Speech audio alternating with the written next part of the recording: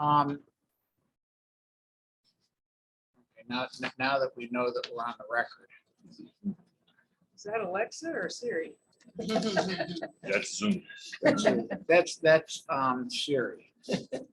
So meeting's called to order. For the first order of business is let's go ahead and just review and we don't vote formally here, but see if there are any comments on the minutes from the last meeting. Donnie did yeoman's work again. And we do appreciate yeoman's work. You know, taking minutes is a thankless, terrible job, but somebody has to do it.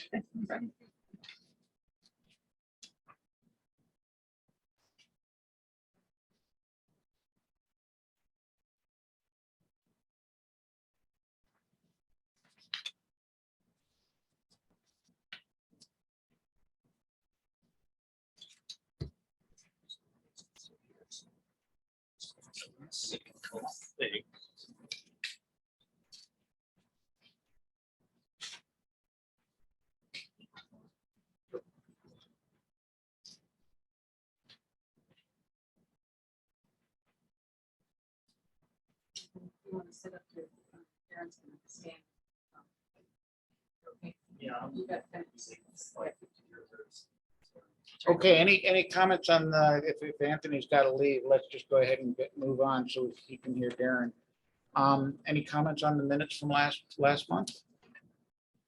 Hearing none, we'll move forward. Today we have Darren Parmenter. Darren is going to give us a presentation on sustainable landscaping. Darren can talk a little bit about himself, but I did send out a short bio on Darren. Darren's our extension agent for La Plata and adjacent counties. I know you're over in Montezuma County when I called last week.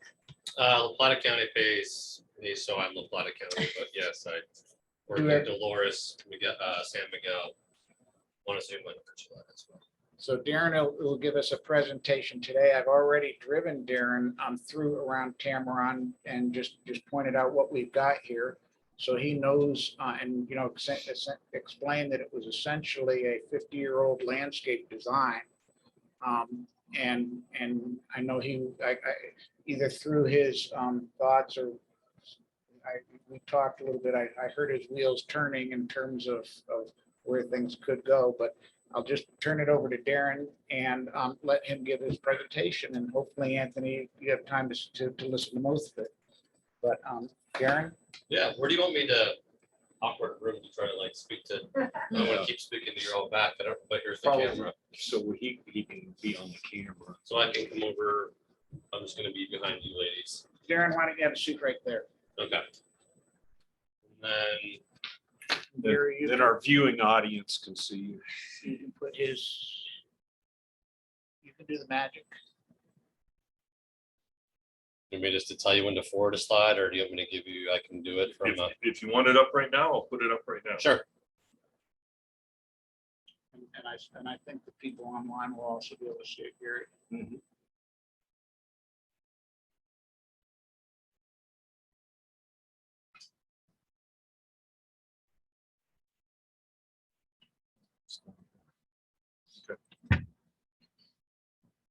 If I give you a little dongle, can I control it from over here, or No.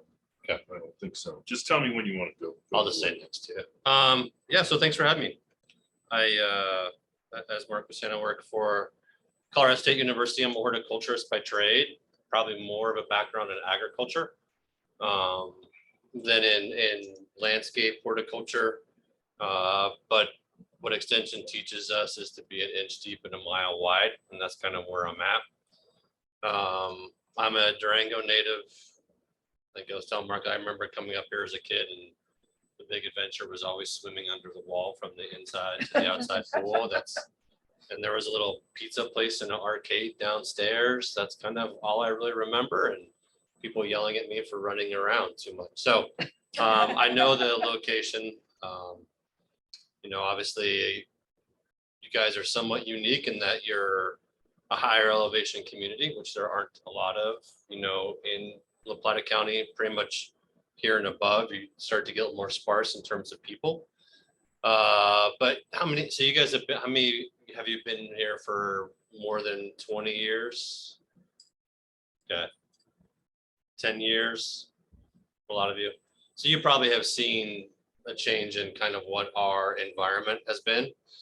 And I'm gonna give you some scary facts. I'll give you some scary numbers attached to what it is. Typically, what happens is if you guys invite me or anybody invites me to give a talk about drought, which I do a lot of, then that's when it rains. So you're welcome. But it sounds like you guys have had enough for a little while.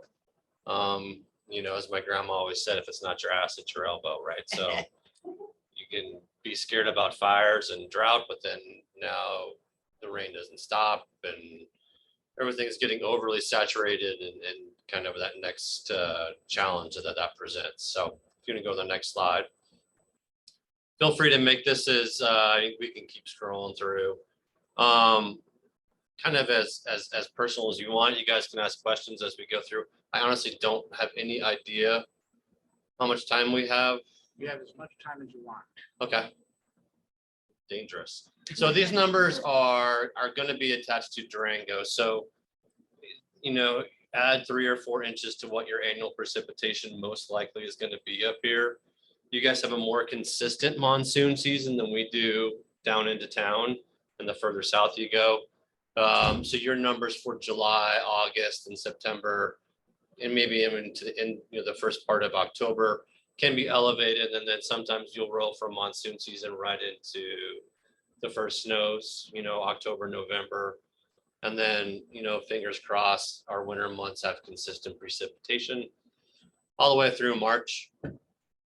These numbers have definitely changed over the past 75 years, where, and these numbers maybe aren't doing the best job of reflecting kind of where our moisture falls. We used to have very heavy Marches, right? Like if you guys can remember, the old March storms would be when we get the majority of our snow. That's kind of when the snow would come in, heavy spring snows, which were fantastic for our snowpack and then snow melt. That seems to be changing as of late, where we don't get those same March storms that we used to. So our March numbers are probably on the downhill. And then maybe we have these kind of higher fluctuations through July and October. You can go next slide. And then this is, you know, as we represent this, those days that I've circled, those would be August, September, October, or maybe it's July. If you scroll down a little bit, I think I have on the X, there we go. So July, August, September, yeah. So that's kind of when we're starting to see those bigger rain events. That's our monsoonal season. That big spike is going to be the monsoonal flow, where you will have 9 to 12 days of some sort of appreciable moisture in any given month. Again, this year has been what we would call typical. And it's always funny how now that, like, wow, we're getting so much rain, right? This was typical. This is what we used to have. And so now the atypical of a good monsoonal season was once typical no less than 15 years ago. So that's how, and I'm not saying that's how fast climate's changing, but we've gone into a different cycle of having less of a monsoonal flow over these past 5 years. This monsoonal flow that we've had in 2022 is very typical of what the monsoonal flows have been like over the last 100 years. This is a typical monsoonal flow. So we hope that this becomes the norm again. But what anybody asked me, like, when's the first freeze, last freeze, what kind of year we're going to have in terms of moisture, temperature, really to me, atypical is the new typical, right? Abnormal is the new normal. That's kind of where we see our climate going, where there's not going to be a consistent, pattern on a yearly basis. You can go ahead and go to the next one. Now, a lot of that, so what we look through this is climatetoolbox.org. If you want to get lost in data, this is a great website to go to. If data's not your gig, then don't even venture near this, because this is all about data. And it's all about putting it into a model forecast where they're modeling this up till I think 2085, based off of what's been happening over the past 20 years, 30 years, and then 50 years. But it's good data. It's data from research institutions and data from government climate institutions. None of this is sponsored by some, climate change group or anti-change climate change group. It's just data that's been presented. So what, and again, if I look at the data here, you see what's called lower emissions and higher emissions. Lower emissions is if we start to change what our emissions look like. Higher emissions is what our current pathway is in terms of how emissions are affecting climate change. So even in terms of precipitation, if you look at mid-century, which is what I think 2040 to 2050, late century up into 2085, you're seeing a 20-year, these higher number of precipitation events. So while we can think about climate change and being a reduction in precipitation, actually what they're showing, and I think I have some other slides that address this, that the precipitation is actually projected to increase, but we're getting it in fewer events. And those events are what they call these extreme precipitations. So these are events where it's an inch plus in a very short amount of time. And your soil up here is going to be different than what we have kind of in the rest of the county, where we have a very high clay content in our soil, which doesn't absorb water very well. So we get the water, we get the moisture, but it's not coming in a slow enough pattern that soil can take on that moisture and absorb it and store it. It's essentially sheeting off. So that's almost like hard clay is like a parking lot. It just sheets right off, and it's going to go somewhere into storm water, and then it'll eventually fill up rivers downstream. But our plants, our trees will still exhibit potentially drought-like symptoms because we're just not able to take that water on. So we are seeing a pretty significant increase in these extreme precipitation events. How would you describe the soil up here? Well, you have a much higher organic matter content. You still have clay, you still have limestone base and granite base, which is going to increase your pH, but you have such a higher amount of organic matter that organic matter allows that moisture to infiltrate through. Okay, is this, yeah, go to the next slide. So again, now if you look at water with a higher emission, so this is if things continue on the same pathway, if you see the two sets of numbers that are surrounded by that on both sides of the dash, you see that number, the precip, which is the first number, can be increasing. But what's happening is that this is in a combination with an increase in temperature. And it's the temperature that is kind of raising the red flag, not the the lack of precipitation. So that the number that I want you to look at on this is what's called the water deficit. This is the amount of moisture that's coming in, and it's compared to the amount of moisture that's being lost through evaporation from the soil surfaces themselves and transpiration from the plants. So as it gets hotter, we lose more moisture from plants and soil. So that number is a water deficit. In an ideal world, we have a zero water deficit, and that the amount of moisture coming in is equal to the amount of moisture that's leaving. In these scenarios, a 40-inch water deficit is pretty alarming. Now that is roughly our area, which is Durango. Now again, those numbers won't be as high here because you don't have the 95 to 100 degree temperature range that we see at lower elevations. Your temperatures are much more moderated. So I don't know what that percentage would be. There'd be a decrease, but it wouldn't be as severe as what these numbers are saying. So if we were to take this and extrapolate that graph down to 1970, would that 29 continue its downward? Downward, slope yes. down? It is a upward sloping graph. Pretty consistent. And I say that because the landscape design here was done circa 1975. Yeah, and in 1975, and again, we know things that now that we didn't know back then. And as I drive around, I don't know how many of the ponderosas, I'm assuming most of them are native through the area, but I see the aspens interspaced, and And I get that we love aspens. We all love the idea of aspens. We deal with this. I'm okay with aspens being planted at this elevation because this is their naturalized habitat. As we move down in elevation, the aspens in Durango, Three Springs, Twin Buttes, it still blows me away that people want to plant aspens because I get more calls on what's wrong with my aspen and how can I kill my aspen. Then I want to plant aspen. How do I do that correctly? Because they're kind of a diva. They want a lot of attention. They're susceptible to everything. And if you guys ever walk your grass around here, I'm sure you see hundreds, if not thousands, of little aspen root suckers coming up. And you will have those in perpetuity. They will be there probably past the day any of us are still walking the earth. They're going to always be there. They're a challenge.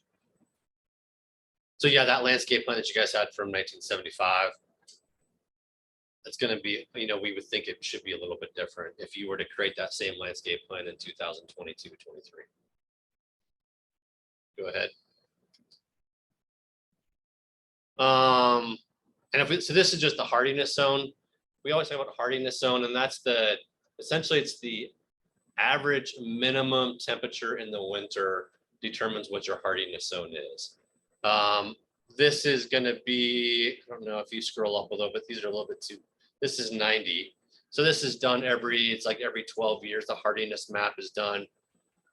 This would be, so for you all up here, you're probably in 1990 of that kind of the grayish area into the darker blue, which is a 5A, and that's a 4B. So the lower the number, your plant palette that you can choose from decreases. It's colder. Then the higher the number, or the lower the number, the colder it is. So if we scroll down a little bit, you can see Durango's there in a 5B. As you go up the Animas Valley, kind of that orange pathway, highway as it comes up, you guys are right in there, which is a 4B, 5A. So now if we kind of come down to that next slide, this is where things change. And so this is 2012. This is the last time the hardiness zone has been changed. And this will then go, probably a new one will come in. These are from the USDA in 2024. But you can see Durango's are kind of in the middle. We go north. Now you guys are starting to hop into a zone 6, into a 5B, and that zone 4 and 3 has gone way up into the San Juans. So your zone is changing. Now, from an ornamental horticulture, perspective, awesome, right? I got more plants to choose from, but from a climate perspective, this is based off the average minimum temperature in the wintertime. So again, I'll always go back to when I was old, when I was younger, because I'm getting older, it was not uncommon for us to have, especially up here, you guys had winter nights in -20 to -30 were not that uncommon. I don't know how many times you guys got below 0 this past year, but it maybe a handful of times, if that. I didn't look at the weather data for the Tamarron area, but I'm assuming you're not seeing those below 0 temperatures quite as often as you once did. And that is that trend will continue. So now if we were to go, I think the next slide would be what it looks like. So this would be, right there's perfect, is if higher emissions, this would be 2070, so getting well beyond our lifespan, but now we're working into our children, our grandchildren's lifespan. We're now at a 7B. That would be what we would be classified at in Durango, which would put you all probably at a 7A. You guys would be, I can't imagine you being that warm. Maybe you're a 6B, 7A zone. So again, we're just looking at warm. Now to put this in perspective, what a 7B at is right now is Albuquerque.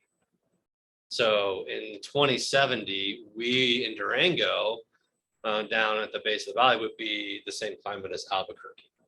And I'm not a huge fan of the Albuquerque climate in the middle of summer, but that's kind of that trend and that direction that we are going. So when we look at this as horticulturists, we need to look at as we plan our landscapes, or we do design, or we do long range forecasting, what we plant now has to be adaptable in an ideal world to 2070. If I'm planting a tree in 2020, my goal is that tree is still alive in 2070 to 2090. And we're seeing a mass die off of trees within our natural landscape and even our urban landscape because they can't handle our change in climate and our change in temperature. Even if we look at, we've seen over Pagosa Springs, Wolf Creek Way with the dieback of the spruce populations. Okay, this is an insect that has been here, the spruce ips, for thousands of years. But we had such cold winters that the majority of those eggs were frozen out in the wintertime. We don't have those cold temperatures now, so those insects are able to repopulate and not die back every year, that they are at that level of outcompeting the spruce trees. No different than we saw Ips beetle in the north part of the state, no different than those of us who were here in 2002, 2003, where we saw really, significant drought, where we saw the pinyon Ips and the spruce Ips and the junipers die back at a very high rate, just because those insects were able to outcompete those trees. So we need to start looking, and even you all up here, and again, if you're looking at doing a landscape plan, think about it for what that landscape plan looks like for 2020 to 25. But I would challenge you to look at what that landscape plan would potentially look like for 2050 and beyond. So what trees can we be planting? And I'm not telling you you're planting trees because you guys have a ton of trees already. But what plants can we be planting that would be able to survive a change in landscape for the next 50 years? And that's hard to wrap your head around. It really is hard to wrap your head around what would be able to be planted. But if you think about it, it's not all about the planting. It's how you kind of put your plantings into a larger landscape that doesn't have to be 100% plants, right? How do you change? And I'm not a landscape designer, trust me. My wife rolls her eyes every time I feel like I know what I'm planting. I know plants, but I don't know design. And that's where we tend to differ, and I sleep on the couch. Is she has a better eye for design, I have a better eye for plants, but it's how you combine those two into a world of mulches, of hardscape, of rock, of limited plantings, in a world where even here, what's your elevation? 8,000 plus? 77. 70. Okay. I mean, you're not too far away from the elevations that we see, Durango at 65. It's not that big of a difference, but how you look at having what we call water-wise landscaping, a sustainable landscape. And I'm going to challenge you to make that landscape sustainable. And I'm not saying what you're doing now is not. That's going to be up for what you all to decide of what's sustainable and what's not. But maybe the reduction in the number of plants, or the plants that have high maintenance, more hardscape, but how you put that hardscape into a landscape. Like, I love rock landscapes. I love that feel to it, but I also don't want rock right up against my house with no shade. Rock doesn't absorb heat. Rock tends to reflect more heat than it absorbs. So that's going to heat your structures up. We want shade. There's a huge value to trees in terms of carbon sequestration, in terms of shade, in terms of cooling. So you got to find that happy medium between the both of them. Go to the next one. So here's our temperature range, right? So if you scroll there, perfect. You can kind of see that range where we are seeing temperatures increase. And this is a pretty significant increase in temperature since probably 1990. We are seeing a pretty decent rise in the temperatures, the average temperature. And I think this is, if you scroll up a little bit, I think this is October. Yeah. So the way they do this is just on the water year, which is October to September. It's not a calendar year. So on the left side of that is going to be October, and then on the right would be September. If you scroll down just a little bit, yeah. So that's just the way that it looks. And so we're now starting to see those temperatures greatly increase. Go to the next slide. And so here would be that summer temperature. So when we looked at that water deficit, this is what that driving factor is all about. So the hottest temperature in the 90s again, this is Durango, was 91.6. Now, if we jump into 2055, we're almost at 100, and by 2085, we're up 103. Again, as a kid, like if we ever got over 100 degrees in the 70s, man, you were dying. Like you thought death was at your doorstep. And there was no such thing as air conditioning. Like we had no air conditioning, and air conditioning was to jump in the river. Now in 2085, to live in a world of 103 degree Fahrenheit, it's the hottest temperature. That's going to create some challenges for folks who have health compromises, and heat greatly affects them. So this is where we are seeing this world of climate change really affecting us here in Southwest Colorado, is just by summer temperatures. Scroll down. And then just go to the next slide. So if we look at our water situation, this is going to be the snapshot of, I think this would have been yesterday. The way that we look at this is there's 3 lines. The kind of the background line, the lighter line is the average. The purplish line is 2021, and our line is 2022. The orange line, that's the present day. So again, this is just taking this really from May, so as snowpack starts to melt, into current time, which would be August 2nd. So, I mean, again, and I looked at this, I was pretty surprised at how we say, boy, this has been, and this, I'm sorry, this stream flow is up here. This is not a Durango stream flow. This is the one that's up here. I think it's close to Rock Ridge. So this is a better interpretation of the Animas stream flow up here in more mountainous areas. But we even thought about 2022 being a much wetter year, but in terms of stream flow, it's not that different than 2021. So we are, again, we are peaking above what we see as average, but we have continuously been below what average has been these past 2 years, to the point where I think the Animas in 2022 had record lows every day for a number of months. The last year, the fishermen, they were giving us warnings right about now that the river was low, the river was warm. Right, only Don't fish past early. New, because you know, the fish will be damaged if you fight them in the warm weather. Yeah. It's changed this year. So for your irrigation water, you guys can, where are you pulling your irrigation water from? You guys know? Well, we get all our water from Albert Creek Water Company, Okay, and they get it from the river, Albert Creek, and a well. okay. So multiple sources coming into one irrigation system. Well, we use irrigation system or potable water. It's coming out of the same pipe here, correct? Yeah. Okay, so that it just becomes treated at some point before it enters the house? Okay, all right. So it doesn't matter if it's Albert Creek or Purgatory Creek or Animas, we are seeing a decrease in stream flow, which at some point could potentially affect how you get your irrigation.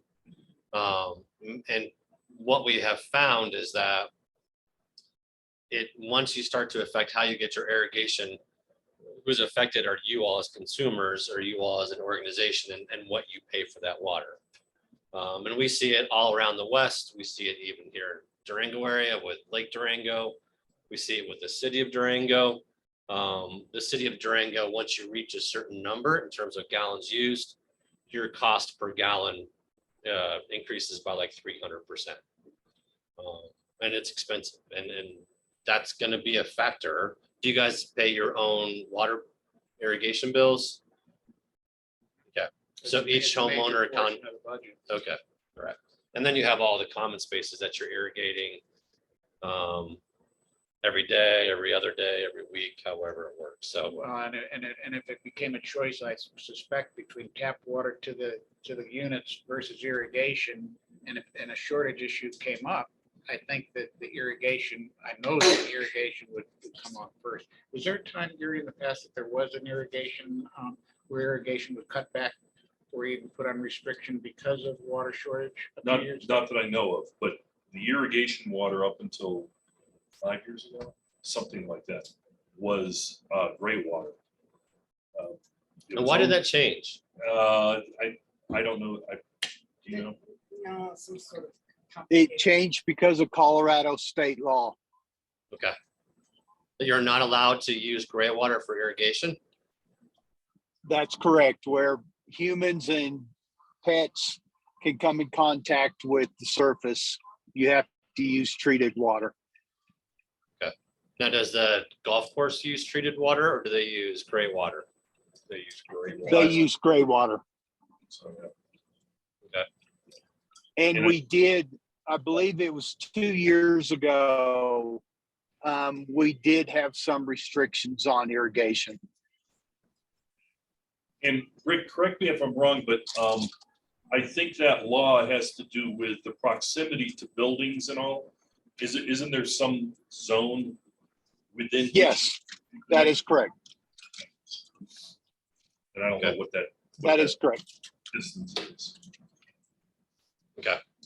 Obviously a challenge that you guys may not, I mean, if you're gonna go fight the state legislature, good luck in terms of gray water usage, but I do feel like it's becoming an issue across the state in terms of gray water use, and using gray water safely, and being able to divert certain gray water from the house, differentiate gray water from black water.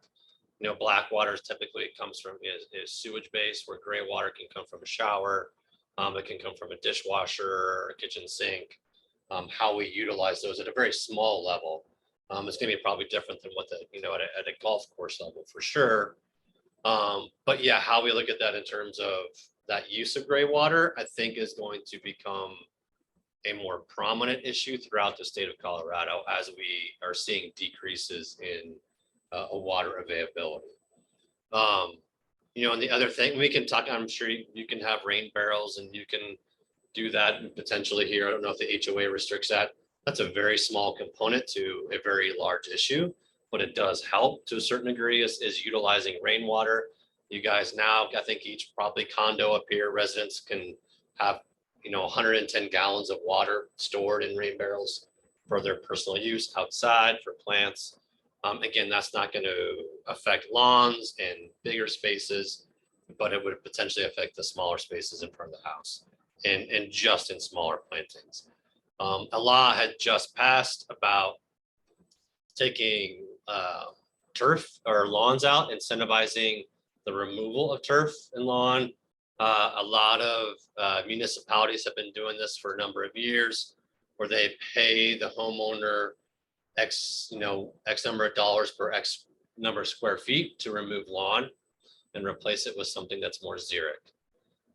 We've done this, at a personal level. I've done this at my house in Durango, where we moved into a house 4 years ago that had about 7,500 square feet of lawn, which is at one point I have to decide if I want to put my kid through college or water my lawn, because it's ridiculously expensive. And the water bills prior to us moving there were about $500 to $600 a month.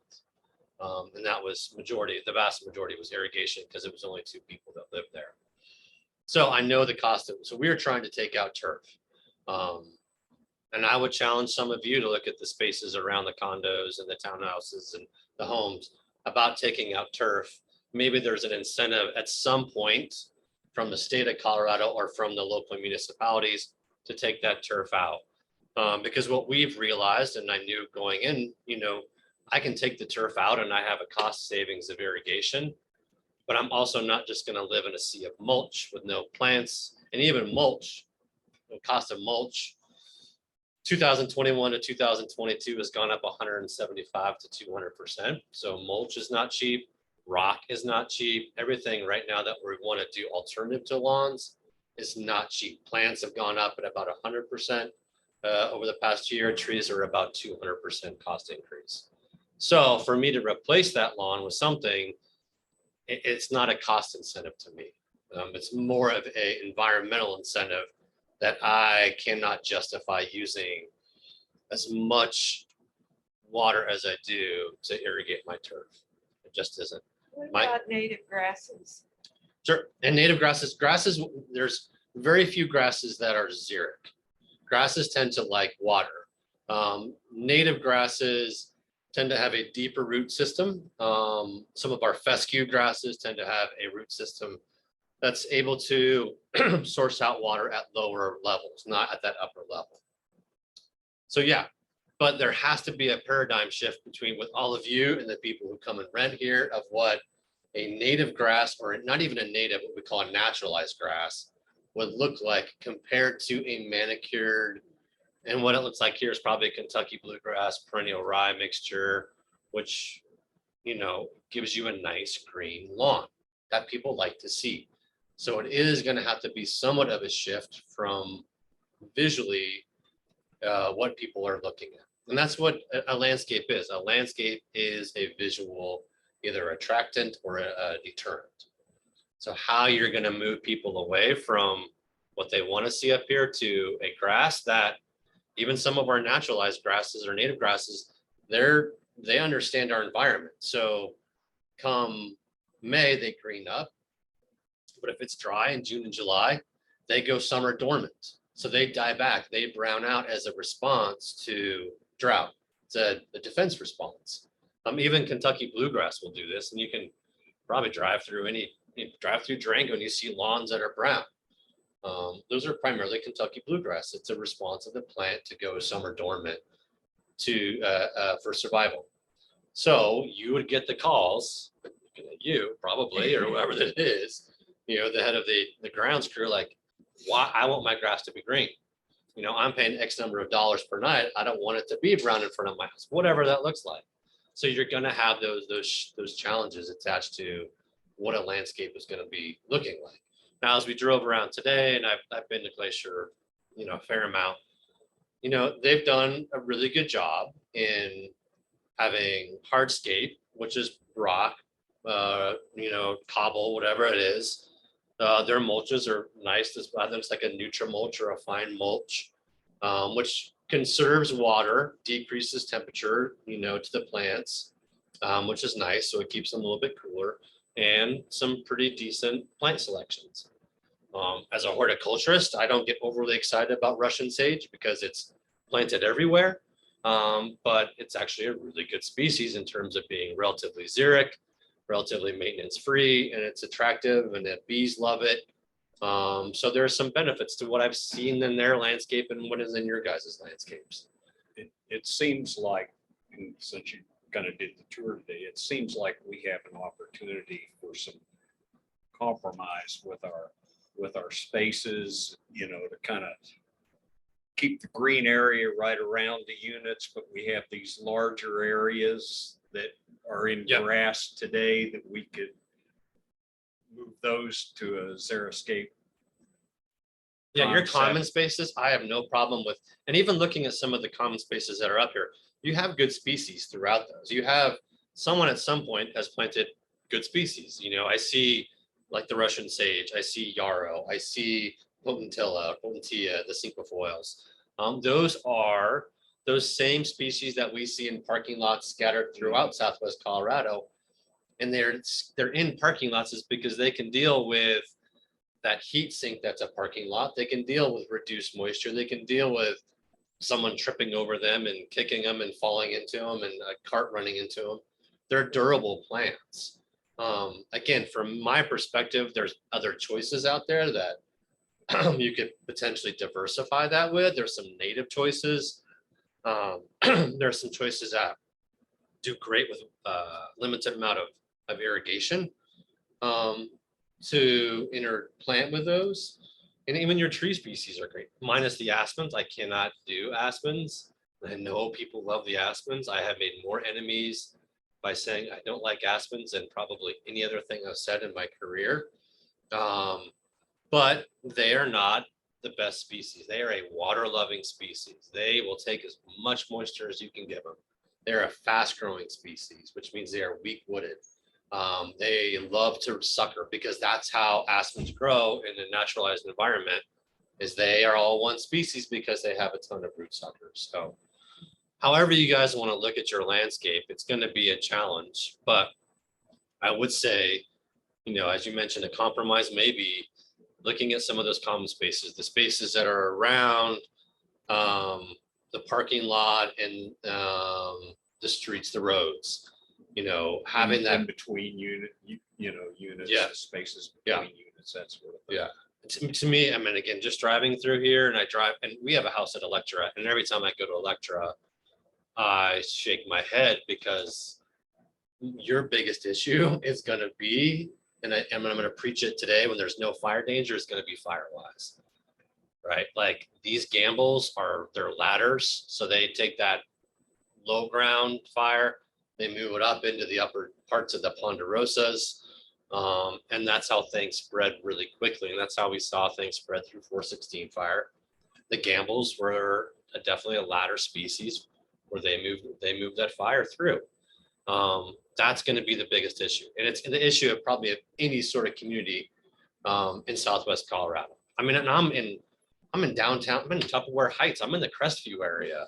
And I never thought, I was like, oh, we don't have to worry about fires moving through, until a fire came right behind our door, going up to Parents Peak. Like, oh, this is our backyard. So we have that issue for sure. And it's not, but you guys have your density of your tree species and your gambles, which are, and I'm sure if you're on a landscape crew or what, you hate gambles because they're just like aspens, where they sucker and they move and they spread, they're aggressive. But people like that, like the look of gambles up and around here. So you're always going to have the challenge of, I want to move to a place.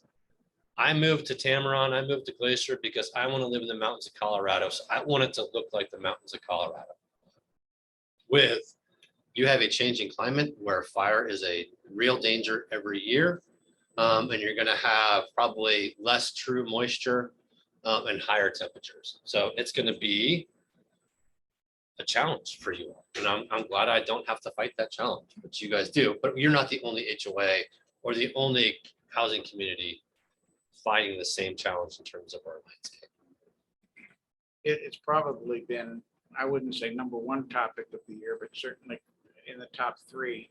And we had a speaker last month from Glacier. And we're in a transition, I believe, this year, of recognizing the fire issue that we deal with and the competing interest, as you just said, it's competing interest. People love their trees. On the other hand, there's the fire issue, and there's some balance. We haven't struck that balance yet, but it's a discussion that we've got going on. Yeah, and there are tree species out there that you can plant. They are not a true native. They're not native to this elevation. But they are tree species that have been shown to be relatively drought resistant.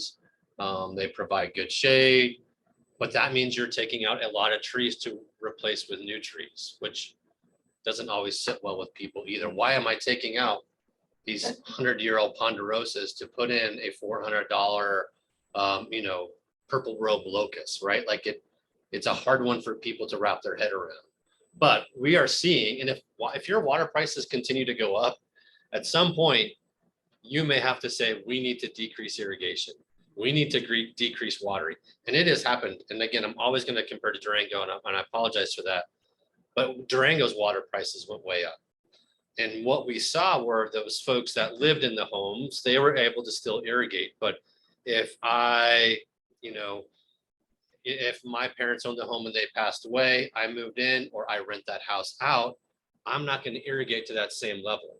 But on that little chunk of land, that 7,000 square feet of my city lot that I have, there's a Colorado blue spruce or a ponderosa or an eastern cottonwood or some of those trees that are an elm that we planted when we built the houses.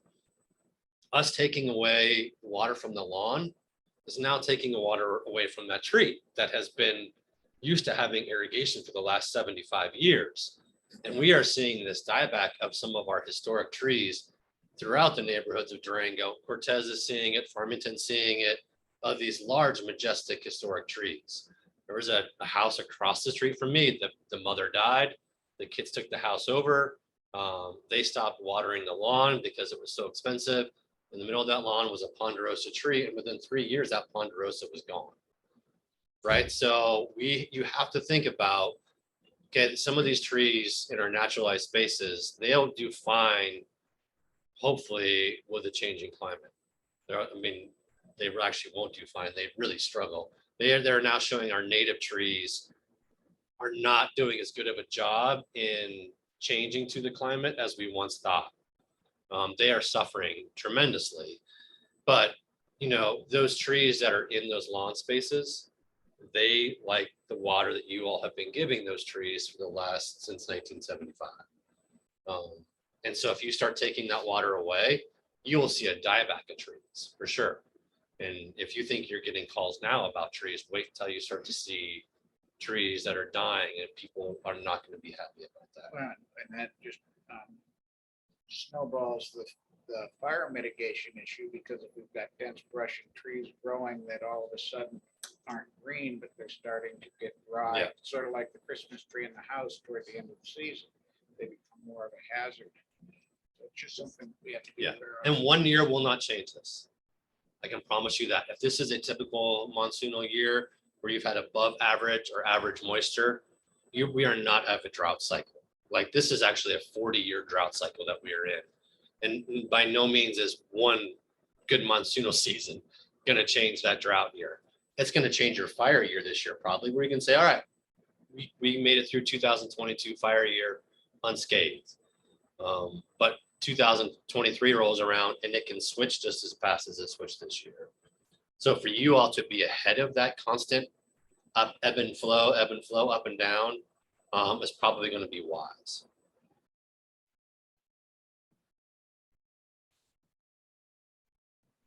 I don't know if I want to go through any more slides. Then it just becomes bulleted information on a PowerPoint, which is the PowerPoint to death scenario.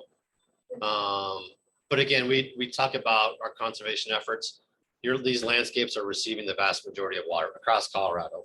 We over irrigate, we water too much. There are conservation techniques that you all can do. And I don't know if you do them. One of them would be potentially push towards the use of gray water in places that are not near houses, homes, residential units. The reduction in irrigation, it looks like all your irrigation is primarily drip through the common beds. Well, no, there's sprayers, there's Okay, Steinberg type sprayers, a lot of them. so the conversion of overhead spray to surface irrigation, which is drip irrigation, is definitely going to be a water saving technique. It's a cost attached to it, and it is a higher maintenance because rotors and sprayers tend to be less troublesome than drip irrigation. Taking some plant species out, some plants out and replacing with hardscape, rock, mulch, I think is probably advisable. And I heard the word annuals probably 50 times this morning. It sounds like annuals is a contentious plant species where people want more color, more annuals. And when we talk about plantings, so even perennials, it's like a 3-year period where you plant a perennial. So I saw Gaillardia or Echinacea out there. First year is sleep, right? So not a whole lot happens that first year. Second year is creep, third year is leaf. That's how we usually explain it to folks, where it's going to be about 3 years for that plant to be established into any sort of landscape. Once you start putting annuals into a landscape, they're just going to really just hang out there for 1 year, and they're going to freeze out, die, replace the next year. So there's no creep and leap period for an annual. It's all going to be that first year. So you want to push that annual with more water, more fertilizer into the landscape, which is usually not the most highly desirable way to grow a plant. For me, with annuals, my annuals go in containers, right? They go in planter boxes. That's where my annuals go. I can irrigate that one planter heavily 1 year. And then next year, if I want to do annuals, then it's a whole new sequence of plants. I'm not putting annuals into my landscape beds just because they have a much higher water demand than every other plant in there. So if I look at some of these beds, you'll have yarrow and potentilla, and I saw like some grasses like the Carl Foresters, and then you're surrounding that with snapdragons and pansies, petunias. Those have very different water needs. Okay, that yarrow can pretty much do with 0 to no water, no supplemental irrigation, whereas that pansy or petunia is going to need water almost on a daily basis for it to survive, just because of the different rooting depths and rooting masses. So think about watering needs in one area, right? So this bed that I have here, and really nice looking planter beds down there. You know, if it's gonna be getting irrigated by the lawn irrigation, there's no point in me putting xeric plants in there because I still have to water the lawn that's right next to it at 3 to 4 times a week, whatever that rate is. So if you take that lawn out, then you can decrease the water needs of that lawn. And then you're gonna be able to plant more xeric or water-wise species in those beds, which probably make more sense for all of us. But I mean, I get it. It's almost an overwhelming, daunting task where it's like the hoarder, right? That keeps saying, I have a lot of stuff in my house, but it's so much that I'm not gonna do anything about it. And we all live in that world. I live in that world every day with my landscape. I should be planting more water-wise stuff. But man, that plant over there looks so good in the nursery and it's a rare find and I'm gonna plant it into my bed. So you guys are gonna have that challenge for sure, but maybe that first baby step is to look at those common areas, those areas around the roads and how we can reduce our plants that have a higher water needs in those areas. So based on your slides, all we have to do is drive 20 miles south in terms of the zones. Yeah. And say, well, this is what we're gonna look like Yeah. in 10 years. So as far as planning, all we need to do is say, maybe go to Fort Lewis and look at what they're doing in their landscaping Yeah. college and look at the plants that they're planting and say, this is what we need to plant because this is what we're gonna look like in 10 years. Yeah, and I think, to be honest, I think Glacier is doing some of that. But I feel like Glacier is planting those plants that will do well here in 50 years. And I get it, Glacier's budget is maybe different than your budget, right? Maybe. Glacier has crew, is a different crew than your crew. And I get it, like, and I'm sure you get tired of the comparisons to Glaciers, I totally get it. They're comparing apples and oranges, but you are at the same elevation. You're in the same location. So sometimes comparing those things can be somewhat advantageous. But yeah, I mean, I think in terms of even just, not even looking at the changing climate, but just being able to say, we want to be better stewards of our environment and how we utilize water more efficiently and effectively is probably where we all need to be in general. Because we're seeing, I mean, we can see what's happening with water across Colorado. It is the statement, you know, whiskey is for drinking, water is for fighting over, doesn't ring more true than it does today as the Denver metropolis area continues to grow at exponential rates and how they are trying to find water across the state. You know, water is a commodity. It is on the commodity market. It is, and to say that Wall Street is in Southwest Colorado looking at water is by no means an exaggeration. You know, they are looking at water as a commodity, no different than pigs and cattle and hay and grains. Like, it is a commodity that they are wanting to look at and how they can get that commodity to the areas where there are higher density populations will be continuing for who knows how long. But they want our water. And I'm not an anti-Denver person, whatever. But people, there's a lot more people, they want the water. And they want your water and my water. And that's going to become a bigger and bigger challenge for you all. And I'm not saying I want you to use less water so you can give Denver more by any means.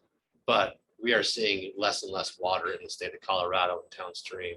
So how we could be more efficient with that water is probably just, you know, a good steward thing to do. In your opinion, are most of the land, I know this is a generalization, but are most of the landscape designers in the area on board with all of this information that? Yes. I don't know one that isn't. I'm sure there's some folks who are still wanting to plant more high water use plants, but I haven't seen a design in the last 10 years that is a high water use design by any means, or even an average water use design. I think probably a little of that issue though, Dottie, is that most of the landscape designers want to do what you want. So. Well, Right. I'm sure, like you So- said, you have to guide them, but I Yeah. just wondered if they're all going in this direction. I mean, Yeah. why wouldn't they? Yeah. I mean, the challenge for us are people that are still moving here and building here, they want lawns. Like they want that space of lawn. I mean, the majority of them do. And maybe that paradigm's starting to shift a little bit.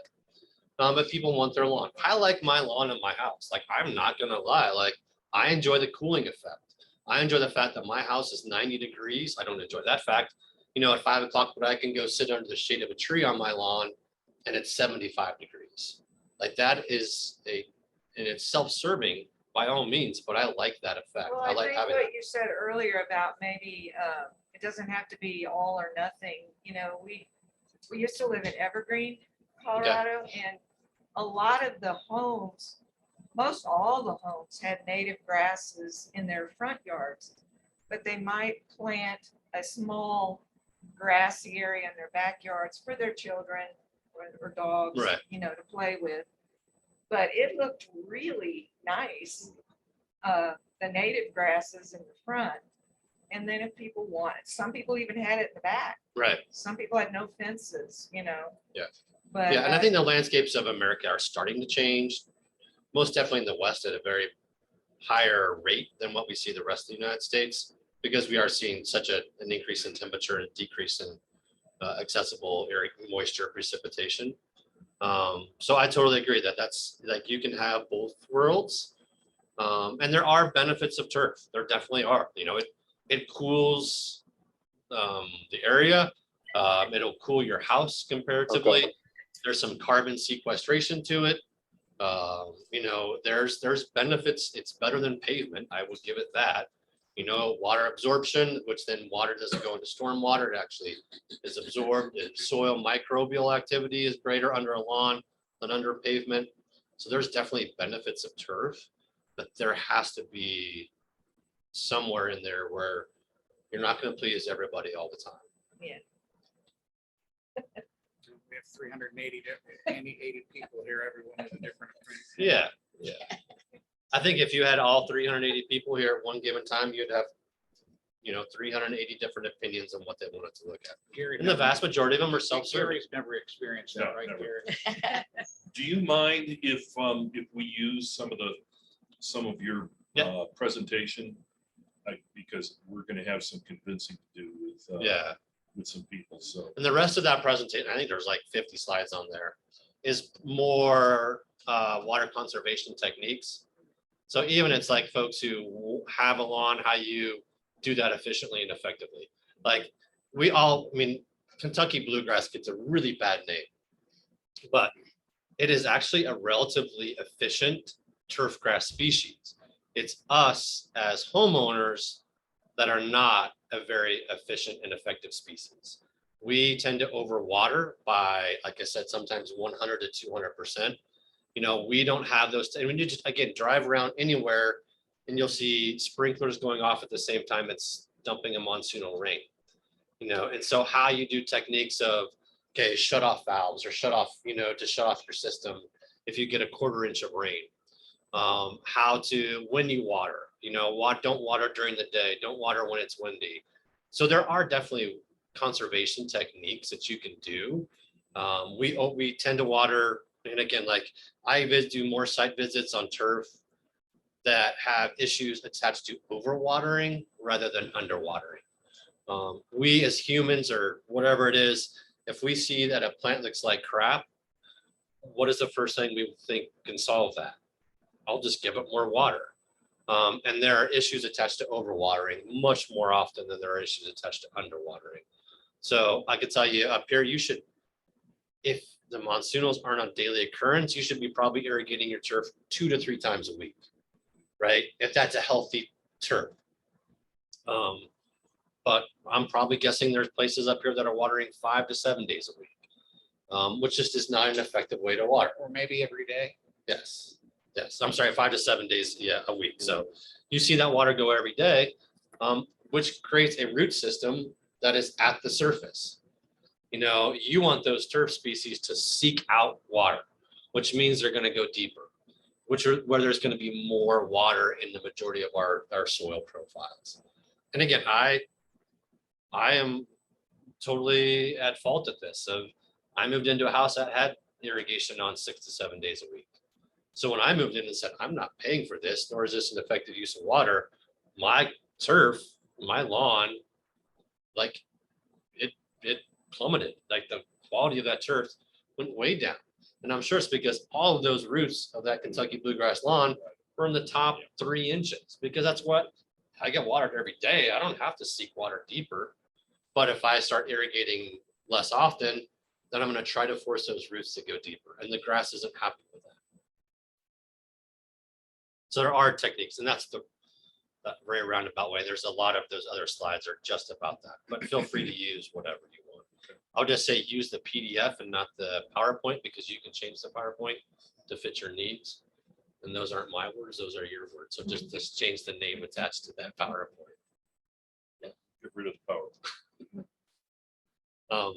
But yeah, I'm go to that climate toolbox. If you want to be scared about what climate looks like, and I get it, I'm not picking a side of a fence to lean on in terms of climate. I'm just telling you, the models are pointing towards a very changing climate. And maybe this is episodic and things will go back to what we've always seen. And this is a blip in the billions of years that Earth's existed. But this blip is definitely affecting us for sure at a pretty significant level. I think we talked about this with our committee. We're on board. I think as a committee, and Gary, I think as you say, there's some convincing to do. But, you know, just anyone, last fall, I went out to Valsito. What was left of it? What was left of it is Yeah. right. It was just astonishing what Valsito looked like last October. I don't know if anybody else went out there and looked. It was astonishing. Yeah. And the big ponds down the way, Powell and Mead, that's big news. I mean, that LA may lose electrical generating capacity. Those lakes are getting so low. There's other stories. I know in Texas, in North Texas, there's some Texans here, but the legislature about a decade ago created groundwater conservation districts for the rural areas. Why?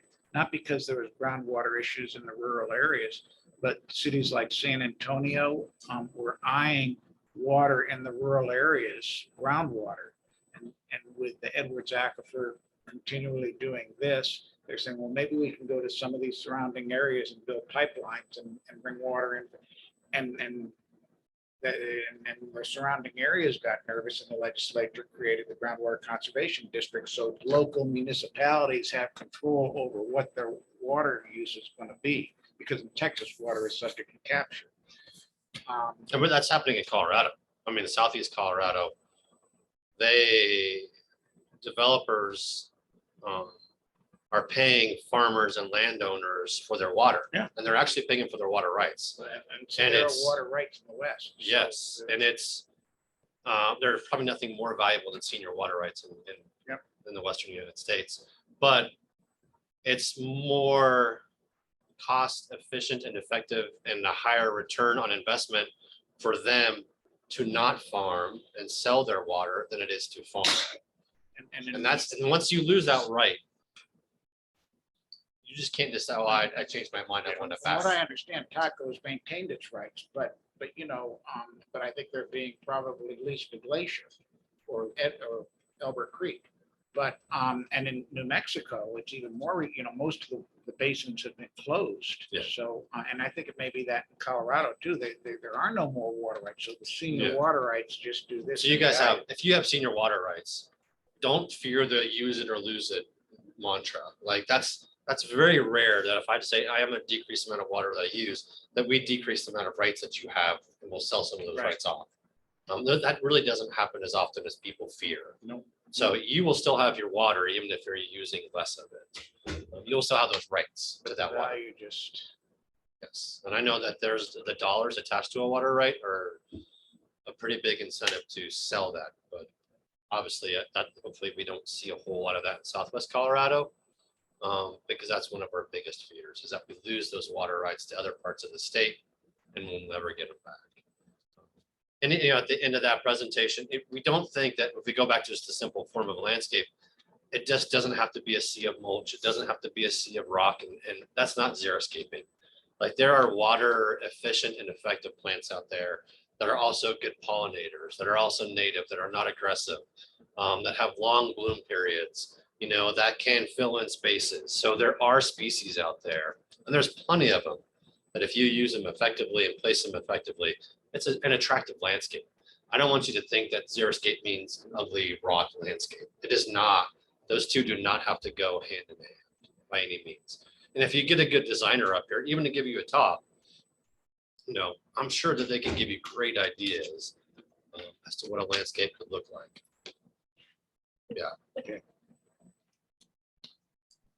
I think, right, is there anyone in the audience that has any comments, questions, whatever, while Darren's here?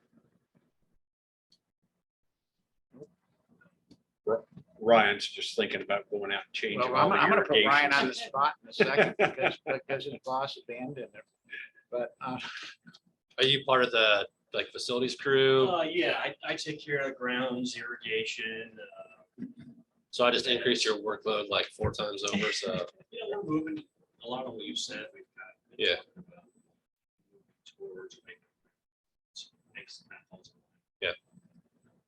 well, all this is more technical, so then you can demand more money. Right. So that's a good thing. yeah, and there's money all over the place, right, Lisa? Well, thank you. Yeah. Thank Yeah, you and, very much. I think at the end of that Tremendous. presentation, feel free to call me, Ahmed. And, you know, CSU starting a sustainable landscapes program and degree in a class through extension. So I think this is, you guys are not alone in any of this at all. I noticed online, Darren, CSU offers landscaping short courses for, are you familiar with those at Yep. all? Yep, so that's CSU online. But a lot of the folks in extension are the ones that teach those classes.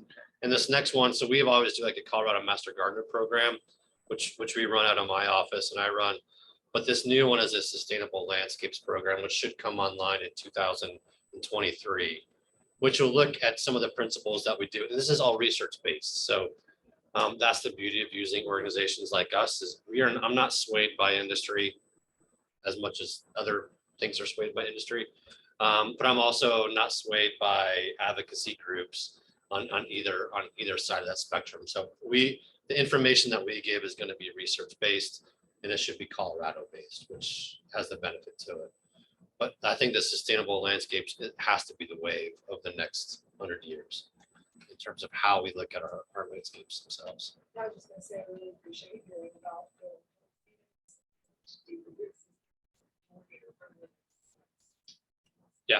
And we also got to think, I mean, I've run into this, like I put a lot of natives in and they struggle. And I was like, man, these are natives that are at, 7,000 to 10,000 feet in elevation. Why do they struggle? And really it's because I am overwatering. Natives like crappy soil because that's what we have.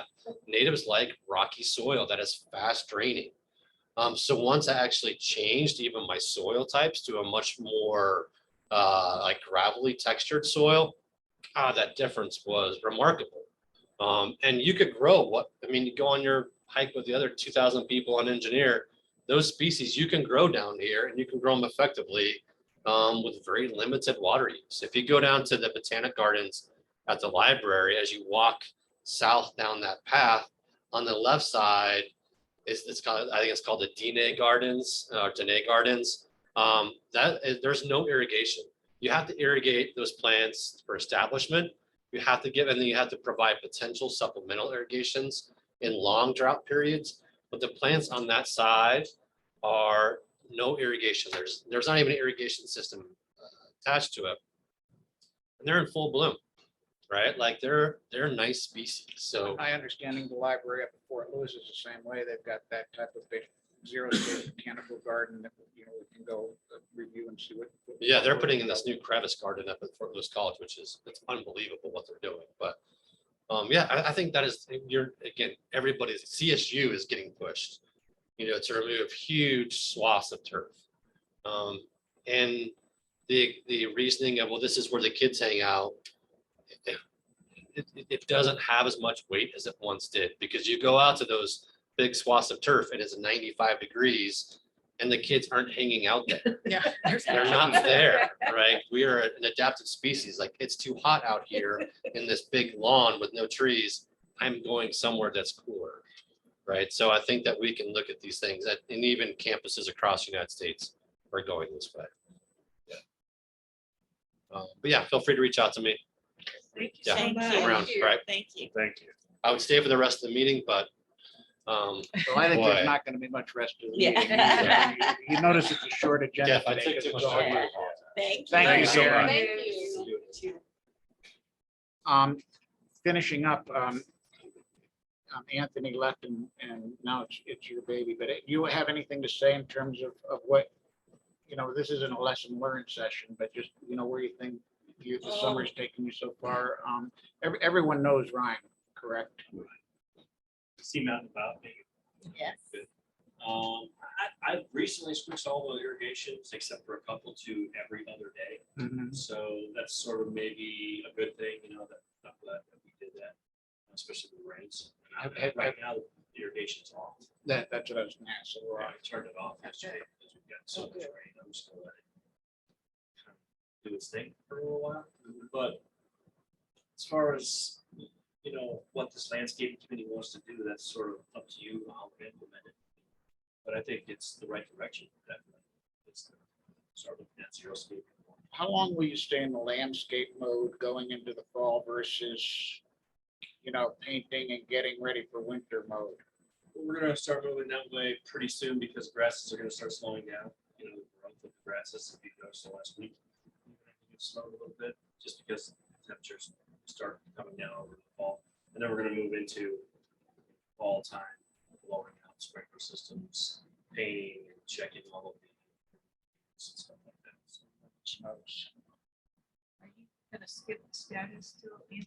I'm sorry. Are you gonna skip the status? Well, that's Is that where what we're we're going. talking about? Because Yeah, Anthony was, Yeah. he left and So gave Ryan it. is giving us a status. so it is. a status. Ever drives that red utility truck with the little light? Yes, I know who that Could is. you ask him to slow down? Yeah. He hauls ass down. I'm sorry to put it bluntly, Okay. but yeah, when he's driving into Gamble Oaks, he's going so fast. We're walking dogs. There's people walking. I will tell him. to slow down. Thank you. That, I didn't catch that, Trish. Is that just somebody or just in general? It's the same guy that drives that little red utility truck. His He name's drives Ty. way too fast. I'll tell him. to slow We need to deal with the speed that comes down there. I agree with you. I mean, and Yeah, I good can, luck. I can name other people that Yeah. have an interest in, our friends with, the base camp. fellow that drives a Jeep. He drives I had to fast do too. this a couple of Yeah. times and he just tears down there 45 miles an hour. Slow down, slow down. So, the board has even talked at this board meetings, there's been discussions about, these are not freeways in and out of the units. We don't want any little boys or any little boy dogs to get hit. No, It's just, they move I'll fast. talk to Ty. thank you. Dottie had a couple.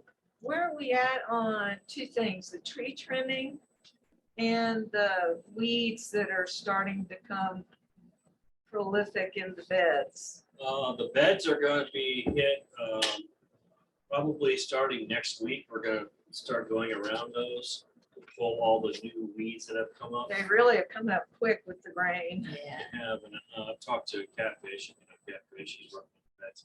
He wants to, as soon as he's done this week with some flower beds, he wants to go around and hit and pull all the weeds off those beds. Okay, The bed right out in front of us, I was pulling some weeds this morning because today's a really good day to pull weeds. Around, right? Yeah. Yes, we have talked about that. What was your other question?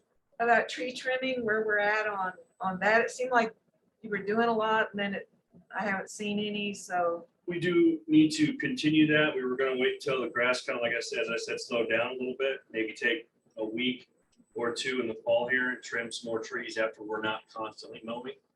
We're hoping to hit that. Where do you live at? What area? South part of Gamble Oak. Okay, where the only part that we haven't trimmed yet. You did a lot of it, but there's just other parts of Gamble Oak I've noticed. Well, there's two things. There's the Russian back that I know that you're trying to, that's gonna be a big job. I think, one thing, and I'll jump ahead, next meeting will be lessons learned. And everybody make lots of notes and come in with lessons learned, because that's, we've got this whole year behind us now. And look at all the stuff we just learned today. But you've got the firemen, and it's interesting, just as an aside. So when Darren and I drove the property this morning, the first thing he said to me, he said, "So you guys discussed fire mitigation much here?" I said, "Darren, we're not talking about it. It's an issue that we're gonna have to deal with in terms of behind the envelope around Pine Cone and places. That's next month." But the other thing that's happening, and I know just Rick is on the line, and Rick and I were common voices last fall, as we see all the hedges and everything growing up again. So those are things that have to be dealt with. But I understand also with 2.5 people, it's hard to just keep up with the grass. Yeah, so we, very limited on the things that we can do, and we try to forecast, tree trimmings and things, and we're hoping to spend a couple of weeks this fall to trim the rest of the. I sure have seen where you have trimmed the trees. Already seeing the grass coming back underneath them where it was mud before. I noticed that too. It really- Yeah, it doesn't take long, Sunshine gets on there. and especially with the rain. But Yeah. yeah, I think the light filtering through has really helped. Yep, I think it's been good, and we do need to continue trimming, and I think it's gonna be an ongoing process. And I think as we've talked out in the parking lots a lot, I'm gonna advocate that you get some equipment that makes your trimming go faster. Like the thing that you gave me. Didn't give you, loaned you. I thought you gave it No. That goes Possession. back to taxes. Possession Yeah. is. to me. No taco. I can see the stencils on it now. Well, go ahead. Yeah, just one quick, I guess, other topic that goes in with this is we have a target date for just finishing up the High Point project. There's just some, odds and ends up there that need to be finished up. Get on the side. We'll do that. Sure. There's still some of those plants on the side of 833 that could maybe be used somewhere. They look like they've kind of come back a little bit because That of the with rain. That tree looks really good, It does. and I'm trying to figure out where to put that thing. Yeah, I don't know. I don't even know what it is, but it's got a tag on it.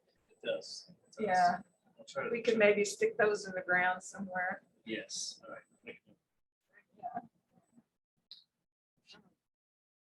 Mark, I was thinking that you guys need to start with the planning for what you'd like to ask the board for in October. Agreed. When in October? does So this- the meeting happens November, the last Friday, first Friday of November, or Thursday or Friday. I can't recall the dates. But the workshops and the thinking through and the getting the bids, we all start in September and October. Well, here's my thought. Next month will be lessons learned, and I implore everyone, even if you think it's goofy, bring the things that you think need to be done, and we'll write them down. Maybe we'll set up a board with paper and we can just write them down.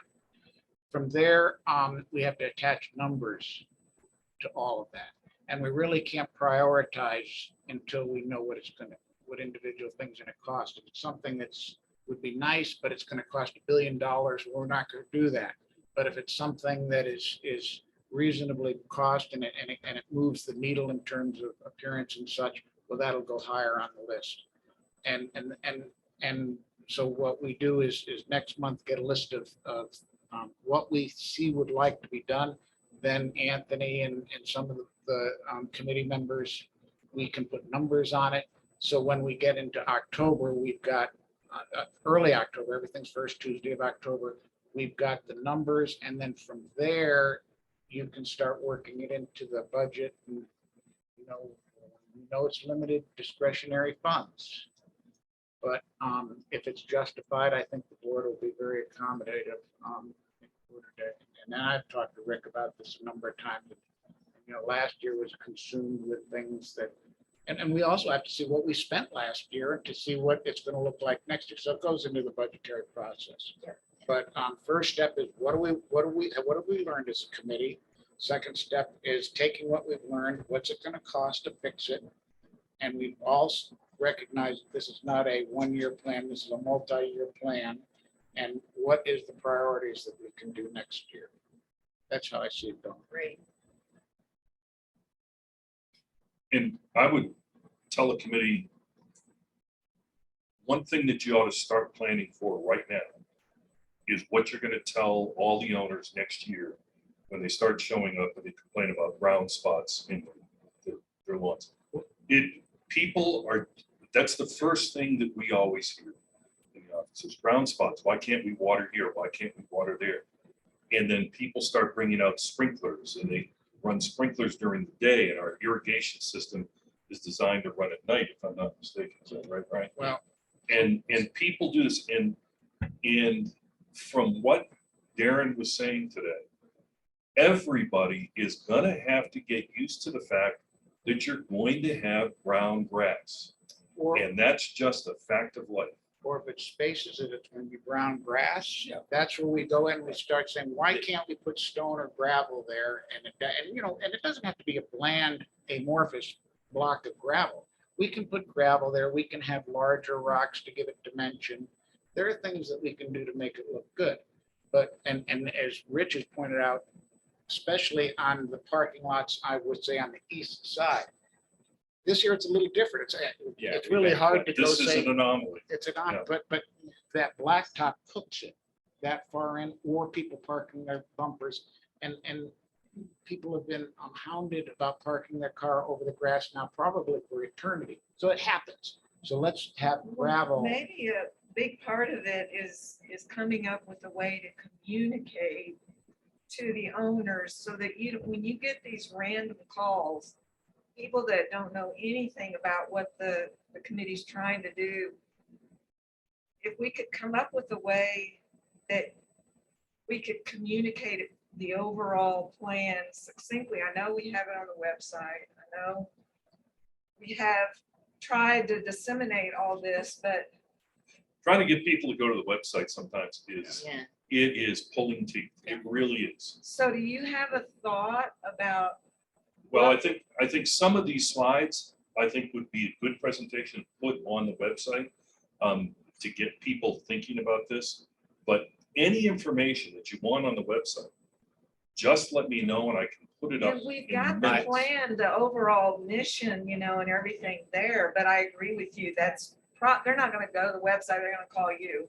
Well, Yeah, and I'll tell them, go to everybody- the website. Yeah, that's everybody standard. wants, the lush green grass and all of that until they know how much it's costing them.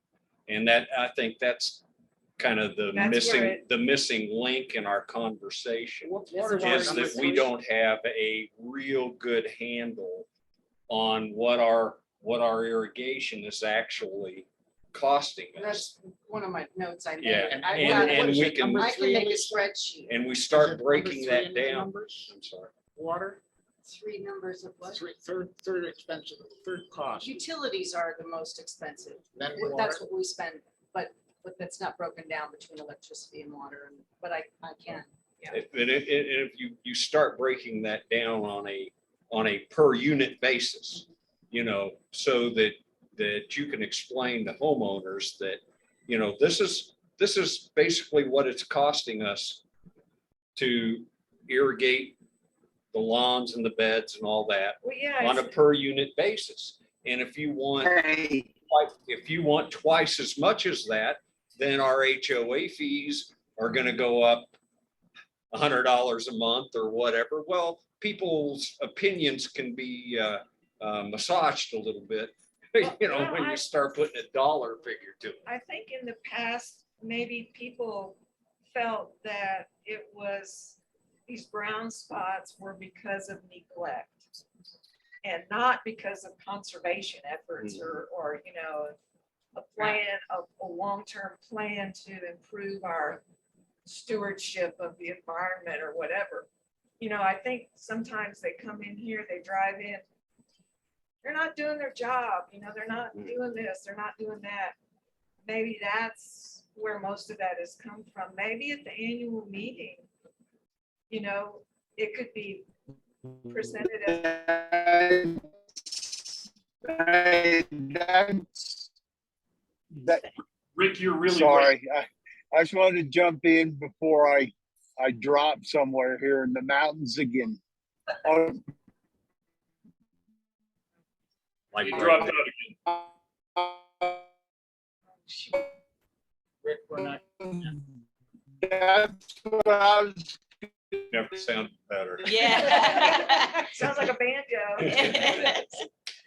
Well, a lot of it, I think, is a lack of education about what we can and cannot do here. And it is, I want my little plot of land to look the way I want it to look. You know, there was I'm fond of telling the story back sometime in the 80s, and I can't remember the year. 60 Minutes did a program on Phoenix, the whole Phoenix Scottsdale area. Back at the time, I think it was Phoenix. It was called Phoenix. And what had happened was so many people from the north had moved down there. And the first thing they did was they planted grass and trees. And what happened was Phoenix at that time had 2.5 times the national average of allergy-related problems that the rest of the country had. And it's because everybody brought what they wanted and planted it right there. We can't do that. You know, for a variety of reasons, but the biggest one is going to be water. It is water, and people have to recognize that.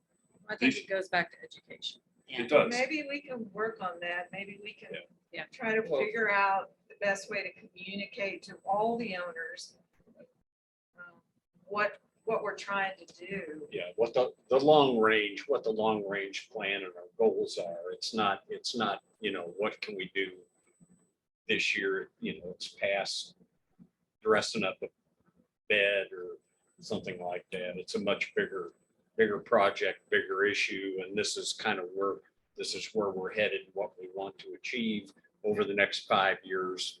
You know, I think Darren's presentation on how the zone is shifting. yes. Everybody instinctively knows that. And no, I'm agreeing with you. It's changed so much in the You're last right. 15 years. You might want to just, you know, I think that's a check the flag from Darren, just post a presentation on our. Sure. Maybe even, maybe a little poster at each of the guest service centers or. places Yeah. like, hey, we're trying to build a plan for the future, please attend the meeting. Something to notify. Would it be crazy to do like he was just saying, just a random email blast But about?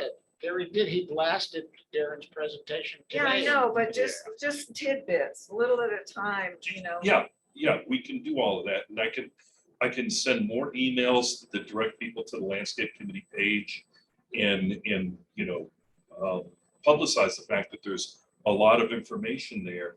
And if you have concerns about how the lawn looks in front of your unit, go to that page and you'll learn some of the reasons why. Now, Yeah. whether people will do that or not. Yeah. I don't. But I can say this, thanks to Gary, is I had 2 emails this morning within an hour. And the opinions of the 2 different people were 180 degrees. Sure. One person was complaining there are too many annuals, they, you know, didn't like this, didn't like that.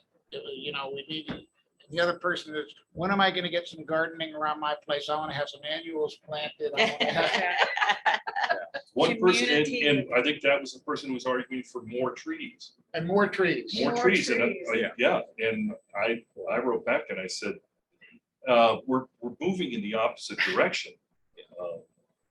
And that's especially in Pinecone. Because there are so many trees that are up against buildings. So, I mean, it is an educational process. This morning was, Sure. you know, really valuable. And people will have to come to realize that, you know, we're gonna have a long-term plan to address these issues that you know, because it's gonna cost, if we don't get water cut off for irrigation, which is always Oh, first thing I know. always a possibility. The cost factor of doing things the way that we have been doing them is going to be prohibitive in the future. You know, you may want all these things, but you don't want to pay for them. Right. And I it's want $1 it's million. just- That's right. That's the problem. Well, and if the irrigation water gets cut off, given our design right now, you will see a lot of. And the Oh, reality is, absolutely. you know, we're not gonna be able to change it 100% overnight. We don't have the Yeah. budget No, for that absolutely. anyway, so Yeah, that's why it has to be a long-range plan. that we- maybe the little steps that we take. Right. Well, that's why budget's in our priorities. Yeah. How are you gonna figure on, speaking of budget, the manpower piece? Because I know the guys, you know, at EHP have been, but I know they're stretched. How do we figure that Well, piece? That's gonna be, for my little list of lessons learned, that may be right at the top of the Yeah, list. I it is. watch these guys work. I know. And, you know, 2.5 guys can only do so much with 25 acres. That's why I'm surprised you get calls now, because you see the energy out there and you see them. They're working. Always working. Like, No, we're hiring, No, so. well, I Guys think- know I anybody? think, you know, there's a couple things, and Ryan, you know, you certainly see it now, is that we as an association have to set what our expectations are for landscaping maintenance, you know, and we have some standards that we did in the plan, but we have to say that, you know, this is kind of our minimum standards. Okay, what's required from a personnel standpoint and whatever additional machinery and anything else that's needed to efficiently do that. And then we have to understand what it's going to cost. You know, right now we're paying a certain amount. We do, you know, for you guys to do this, but it isn't enough to, you know, to meet everybody's expectations. So that really needs to be a part of the plan, and probably the first thing as we start to address the budget for next year is what does our maintenance crew need to look like, and what's the cost going to be for Yeah, and I- maintaining whatever standard we set. Honestly, I don't think it's what you're paying. There's just nobody out there. Yeah. Everybody is hiring. Yeah. Everybody's looking for help. Glacier Club has the need for 17 people per course. Workforce. They have 14 total. They're stretched, then we may have to just say, this is what we've got. Well, Send and everybody out there understanding and the situation though, Yes. again, you know, education. Mark brought a trimmer. Well, that's Yeah. kind of silly, isn't it? We need to have the equipment in the hands of the people that are doing this that'll make them more efficient. So if we have to accept the fact that we may not have more than 2.5 or 3 people or whatever on our landscape maintenance crew, then we certainly need to have them have in their hands the equipment that they need, and we need our infrastructure as well to be designed so that that number of people with this equipment Right. can complete the work. I don't think we should ever get to the point where we say, you know, mowing the grass once a month is just as good as we can do. You know, we've Well, got to this figure is- something out better than that. Where the long-term piece is difficult, because like you mentioned before, it's a transition. And part of our mission is that long-term, the maintenance requirements will decrease, not increase, by virtue of what we intend to Yes, do. yes. So but that's not today or tomorrow or Right. next Well, year. It's gonna be a while. and that's another component to, as we prepare for the budget is, we kind of started a little bit with bringing somebody in to give us a grand plan and design. I'd like to see us go back to Well, that. we need to go back and do that. That needs to be a part so that we can put together a Yes. 3, 5, or And your in terms plan. of dollars and pure budget that Lisa deals with, I'm not sure anybody really knows until the numbers will eventually roll in September. Because it's been such a change, you take May to now and even into September. It's been more of a contract type of situation where before it was an employee type of situation. And unless you have a firm feel on it right now, I've heard anecdotally that there's been a lot of savings going the way that we've changed. And then those savings may give us the resources we need to do other stuff. Don't know that yet. That's what we're going to learn as we go into these next 2 steps. Lessons learned, put numbers on the lessons learned against what we spent last year and see what the art of the possible is.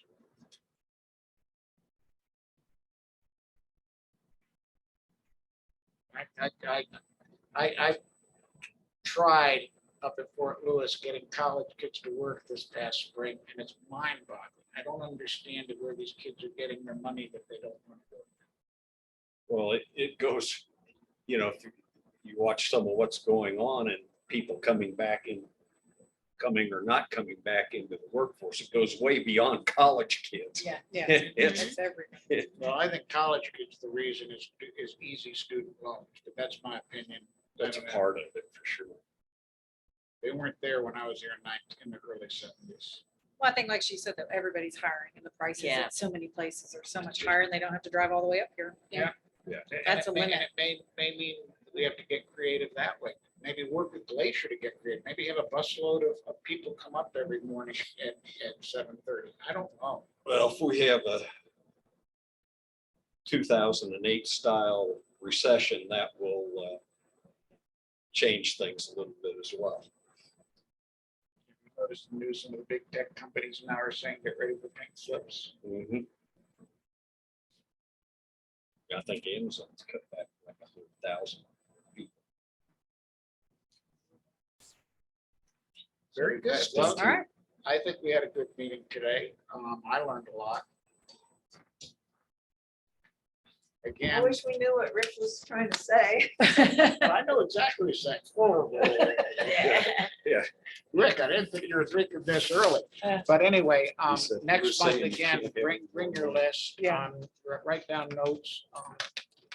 It's been a learning year for everybody and I think everything that we thought last March, we're all wrong. So now that we've been educated, let's get at least 50% right. Gary,